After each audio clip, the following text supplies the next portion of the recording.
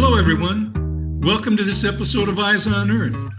Our podcast focuses on our ever-changing planet and on the people here at EROS and across the globe who use remote sensing to monitor and study the health of Earth. I'm your host, Steve Young. Australia's historic fires, the Black Summer fires, raged from September 2019 into February of 2020 and weren't fully extinguished until this past March. According to government and media reports, the fires were estimated to have burned 18.6 million hectares, or 46 million acres. In comparison, the 2018 California wildfires consumed 2 million acres. The 2019 Amazon rainforest wildfires burned 2.2 million acres of land. The numbers reported in the media on the impact in Australia are staggering. 5,900 buildings, including 2,779 homes, were destroyed. 34 people died. An estimated 1 billion animals were killed, driving some endangered species to the brink of extinction. According to the Global Fire Emissions Database, funded in part by NASA, the fires emitted an estimated 400 million tons of carbon dioxide into the atmosphere, pushing country-level estimates for all of 2019 in Australia to a satellite-era record of 900 million tons of carbon dioxide.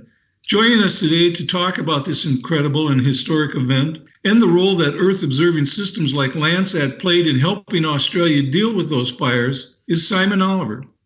Mr. Oliver is the National Earth and Marine Observations Director of Operations and Production for Geoscience Australia, which is Australia's preeminent public sector geoscience organization. Also with us is Steve Laban, the Landsat International Ground Station Network Manager for the U.S. Geological Survey. So let's start with you, Steve. Tell us about this long-standing connection between the USGS and Geoscience Australia that ended up with Landsat and other Earth-observing platforms being so helpful during Australia's recent fires. So since about 1979, the USGS has been working with Geoscience Australia.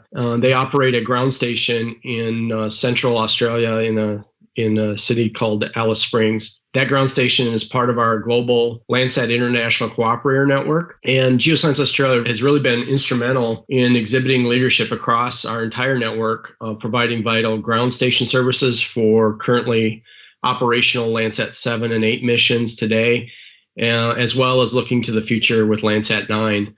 And having this ground station has enabled data acquisition and product generation in near real time over Australia, which has greatly assisted the response to these natural disasters, such as these fires. Simon, give us a perspective on the magnitude of these fires, at least as they compare to previous wildfires in your country. As you've mentioned, Steve, these fires were extraordinary on a number of fronts, particularly with respect to the massive amount of country burnt, the impacts on wildlife, and the persistent and widespread hazardous air quality that affected people across the southern parts of Australia over a number of months. Australia's worst bushfire on record, at least in terms of loss of life, occurred on the 7th of February in 2009 in the state of Victoria in the country's southeast. This fire is commonly referred to as the Black Saturday bushfire, and it claimed 173 lives compared to the 34 lives lost in the recent fires. Black Saturday also destroyed around 2,000 homes compared to the 2,800 homes in the most recent fires. The 2009 fires burnt through around 500,000 hectares of country. In comparison, the recent fires burnt through 18.6 million hectares, so around 40 times more than in 2009. The Bushfires Royal Commission, which the government set up in the aftermath of the Black Saturday fires, determined a total cost of around 4.4 billion Australian dollars for that event. Estimates of costs from the most recent fires are expected to exceed that number. So in terms of the magnitude of the recent fires, they claimed fewer lives than the earlier Black Saturday fires, but burned out a much, much larger area and had far more significant and widespread impact on wildlife. Extremely hot, dry conditions, underpinned by years of reduced rainfall and a severe drought, really set the scene for this summer's unprecedented fires. I referred earlier to a satellite-era record of 900 million tons of carbon dioxide estimated to have been emitted into the atmosphere in Australia in all of 2019. How do satellites help to measure that? So broadly speaking, there are two approaches.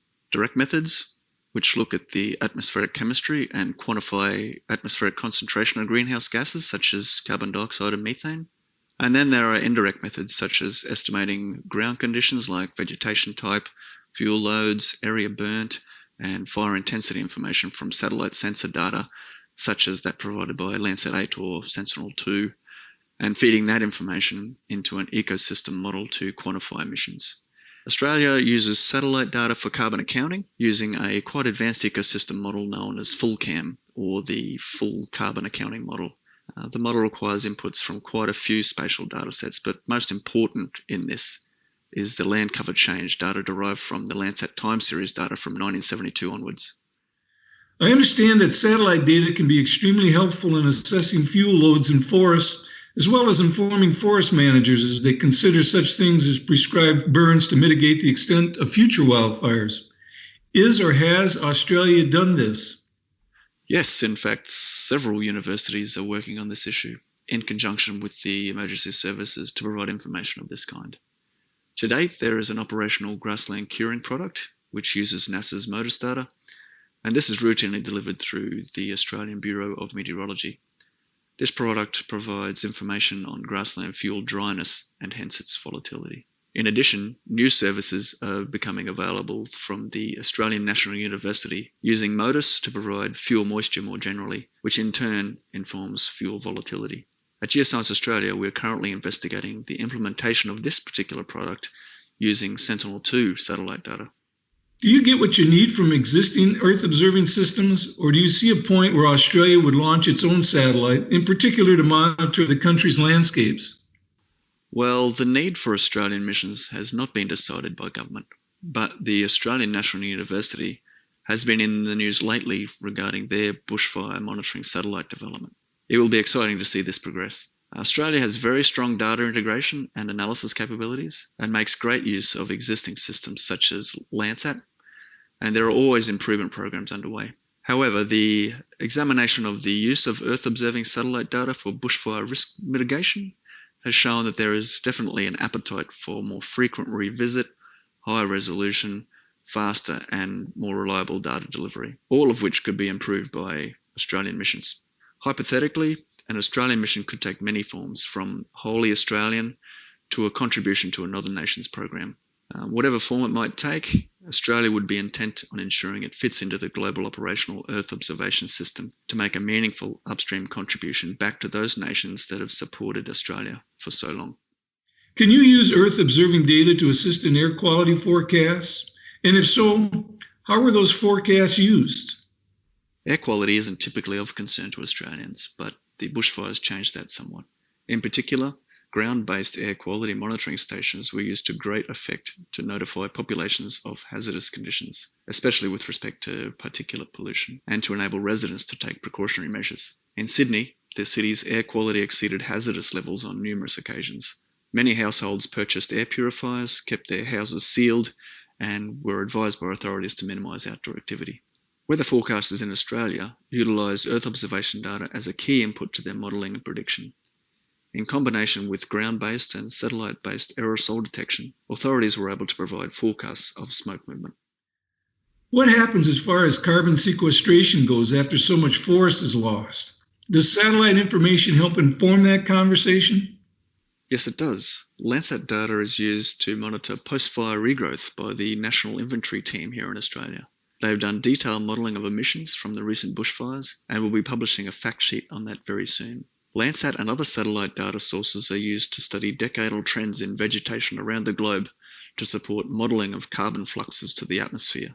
Australia's National Inventory Team, for example, pioneered this effort in the last 2 decades by putting together a record of forest cover changes from thousands of individual Landsat scenes from 1972 onwards. The changes in forest area determined through these studies can then be used to model changes in biomass using the Full Carbon Accounting Model, which predicts the growth of individual forest stands, for instance.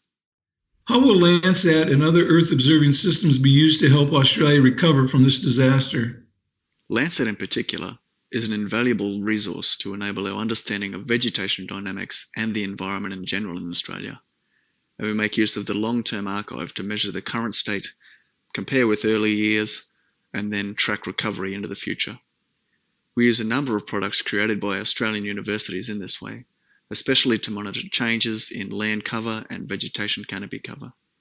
These will be essential going forward to be able to understand the impact of the fires and then monitor the recovery of the environment.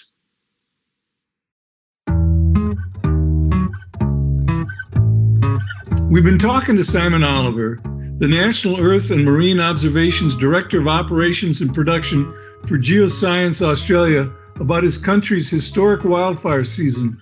Also joining us for the conversation has been Steve Laban, the Landsat International Ground Station Network Manager for the USGS. We hope you come back for the next episode of Eyes on Earth.